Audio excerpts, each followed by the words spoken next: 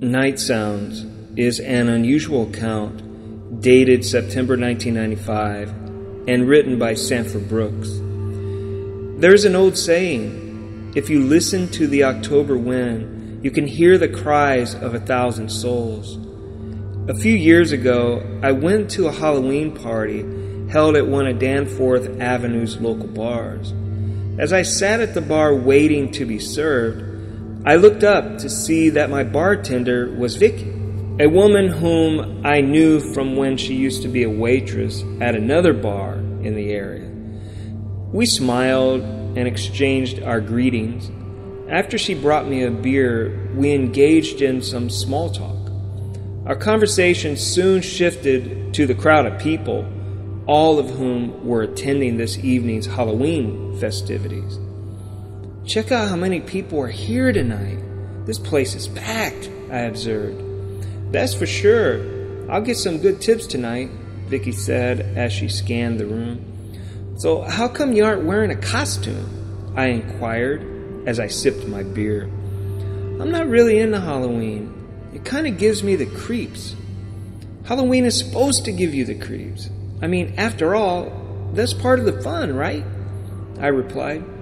"Well, a couple years ago, I had a really weird experience that's sort of left me with bad vibes," Viki said in a dour tone. "Sounds like you've got a ghost story to tell. I'm listening."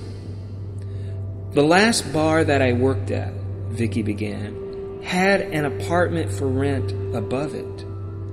My boss saw the ghost of one of the tenants who apparently lived there many years ago. That incident is why I'm not too keen on Halloween. I quit shortly afterwards." Viki's story began the night of October 30th, 1990.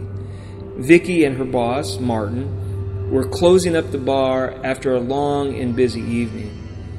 "Martin, I'll lock up," Viki said as she placed the last of the stools on top of the bar.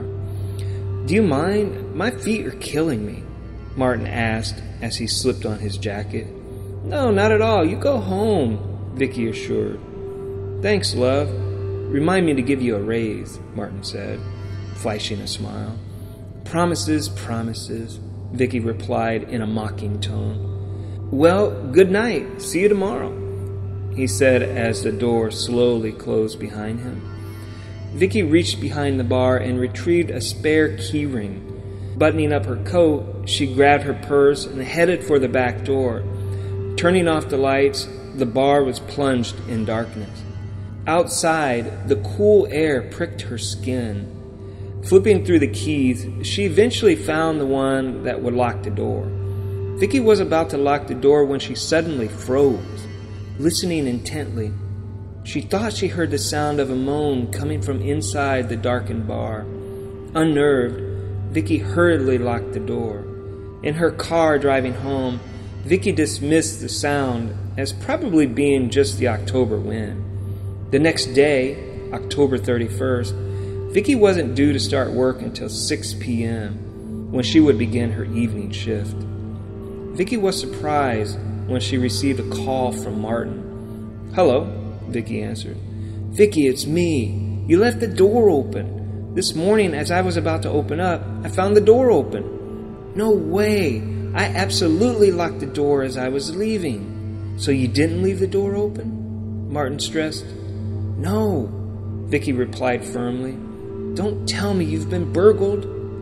"I don't think so, except..." Martin's voice trailed off. "Martin, what?"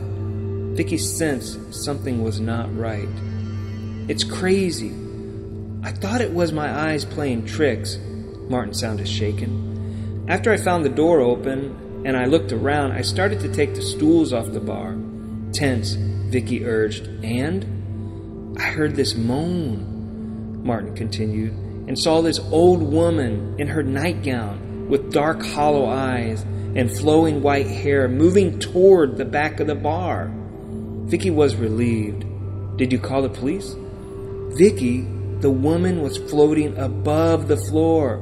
She had no feet. When she reached the door, she just disappeared."